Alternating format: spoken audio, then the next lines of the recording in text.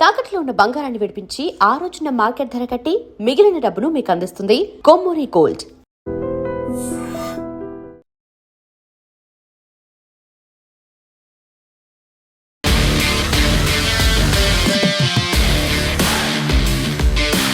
నమస్తే, welcome to I dream weekend update with Kavitha. మనతో పాటుగా ఉన్నారు foundation for democratic reforms founder doctor Jayaprakash Narayana గారు. హలో సార్, నమస్తే. నమస్తే కవిత. సో భారతదేశానికి సంబంధించి జనాభా విషయంలో అసదుద్దీన్ ఓవైసీకి అలాగే బీజేపీ లీడర్ నవనీత్ రాణాకి మధ్యలో ఒక ఆసక్తికర చర్చ సార్.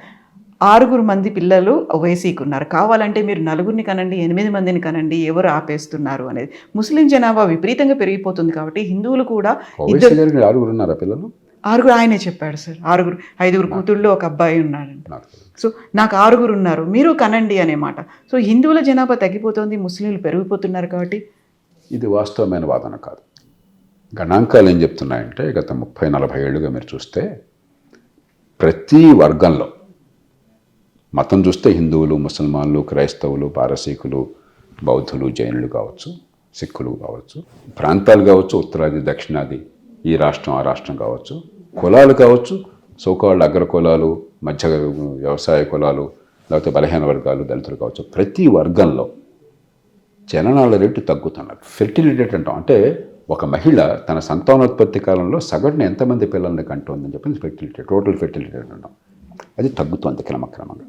దేశం మొత్తంలో అది 2 కంటే తక్కువగా పడిపోయింది. 2.1 కనుక ఉంటే ఒక మహిళ తన జీవితకాలంలో 2 పిల్లలు, 2.1 పిల్లలు, 2 సరిపోతారు మామూలుగా, అంటే కొంతమంది చనిపోతారు కాబట్టి 2.1 ఉంటే సమాజంలో అసలు జనాభా స్థిరంగా ఉంటుంది. అంతకంటే తగ్గితే వెంటనే కాకపోయినా కాలక్రమేణా జనాభా తగ్గుతుంది. అంతకంటే ఎక్కువ ఉంటే జనాభా పెరుగుతూ ఉంటుంది. మనం దేశం మొత్తంగా చూస్తే 2 కంటే తగ్గాం. కొన్ని రాష్ట్రాల్లో, బీహార్లో ఇంకా ఇప్పటికీ 2.9 ఎంత ఉంది, కానీ తగ్గుతుంది. ఉత్తరప్రదేశ్ 2.4, 2.5 తగ్గుతుంది. ఇంకో 5-10 ఏళ్ళలో ఉత్తరప్రదేశ్ అయిపోతుంది, బస్ ఇప్పటికి అయిపోయి ఉండొచ్చు. బీహార్ ఇంకో 7-8 ఏళ్ళు పట్టచ్చు. అలాగే కొన్ని వర్గాలు, దళితుల్లో కొంచెం ఎక్కువ ఉంది ఇంకా, ఎందుకంటే విద్య, ఆరోగ్యం సరిగ్గా అందకపోవడం, ముఖ్యంగా మహిళల విద్య. ముస్లింలో కొంచెం ఎక్కువ ఉంది, కానీ ఆ వర్గాల్లో కూడా తగ్గుతోంది గతం కంటే. అన్ని కుటుంబాలు ఒకే స్థాయిలో లేరు. ఒకే కులంలోనూ ఒకే మతంలో కూడా కొన్ని కుటుంబాలలో విద్య కొంచెం ముందు చూపు, కొన్ని కుటుంబాల్లో కొంచెం సమయం పడుతుంది.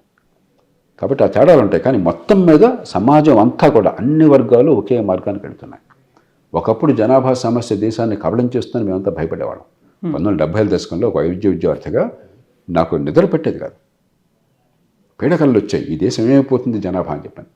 ఈవేళ కొన్ని పొరపాట్ల మధ్యలో చేసినా కూడా దేశంలో మనం చేసిన కొన్ని ఏర్పాట్ల వల్ల ఈ తగ్గుముఖం పడుతుంది. కానీ సమాజం అన్ని వర్గాలు ఒకే స్థాయిలో లేవు, కొంచెం వెనక ముందు ఉంటుంది. అంచేత కొంతమంది ఏమైనా భయపడుతున్నారంటే ముస్లింలు 8 మంది పిల్లల్ని కంటున్నారు, ఒక్కొక్క 4 మహిళలను పెళ్లి చేసుకుంటున్నారు, వాళ్ళు ఇంతమంది పిల్లల్ని కడితే వాళ్ళ జనాభా పెరిగిపోయి ముస్లింల జనాభా మెజారిటీ అవుతుంది. ఇవన్నీ అవాస్తవాలు. నిజమే, ముస్లిం పర్సనల్ లాలో బహుభార్యాత్వం ఉన్నమాట వాస్తవమే. దానికి చట్టాన్ని ట్రిపుల్ తలాక్ తీసేశారు. మరి బహుభార్యాత్వం నాకు ఏమవుతుందో తెలియదు. రేపొద్దున యూనిఫామ్ సివిల్ కోడ్ అంటున్నారు 2 విషయాల్లో. కానీ అవి లేకున్నా కూడా ఒక మగవాడు ముస్లిం 4 ఆడవాళ్ళని పెళ్లి చేసే అవకాశం లేదు. మగవాళ్ళు ఎంతమంది ఉంటారు, ఆడవాళ్ళు ఎంతమంది ఉంటారు.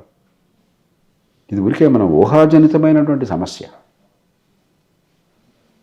కాబట్టి ముస్లింలు భయంకరంగా పెరిగిపోతున్న ఆధారాలు లేవు.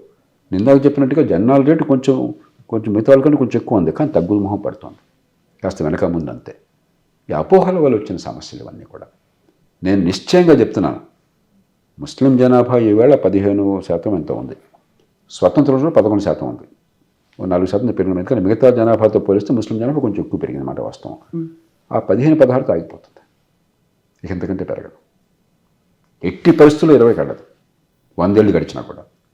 కాబట్టి లేని సమస్యలు మనం సృష్టించుకొని అపోహలకు గురైపోయి ఈ దేశంలో హిందువు ఇన్ని వేల సంవత్సరాలుగా ఉన్న దేశంలో ముస్లింలు వచ్చేసి ఎక్కడి నుంచో వచ్చినటువంటి మతస్థులు వచ్చేసి మరి వాళ్ళు పెరిగిపోయినట్టయితే, ఇస్లామిక్ సమాజం వస్తే, ఇతరుల స్వేచ్ఛలు రద్దు చేస్తే, ఒక షరియా తీసుకొస్తే ఏమవుతున్న భయం కొందరు వ్యక్తపరుస్తున్నారు. ఆ భయానికి ఆస్కారము లేదు. ఎందుకు సార్? అంటే వాళ్ళు అవేర్నెస్ వచ్చిందా, అలాంటి చట్టాలు వచ్చాయా?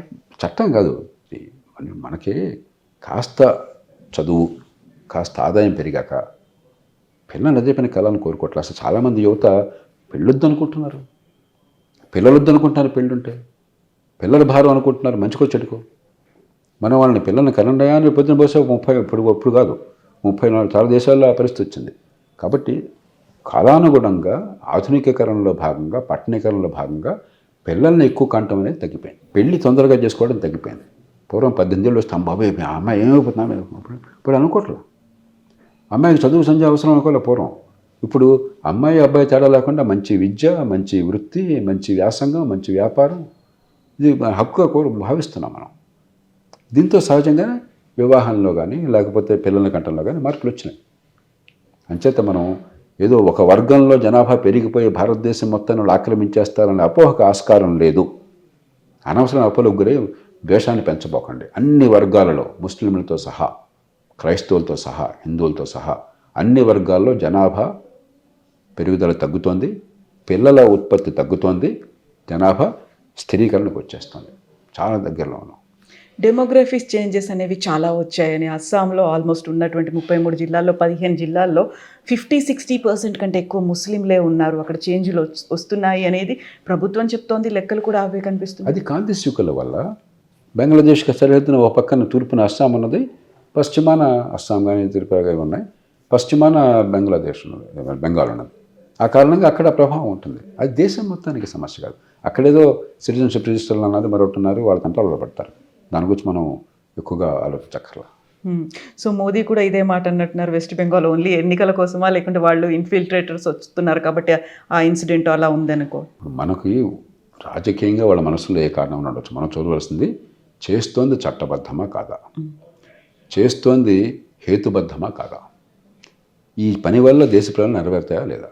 ఈ మూటికి అవునని సమాధానం వస్తే మనకు ఆందోళన అక్కర్లేదు, కాదని సమాధానం వస్తే మనం గట్టిగా పట్టించుకోవాలి. Yes, sir. Thank you so much, sir. Thank you, sir.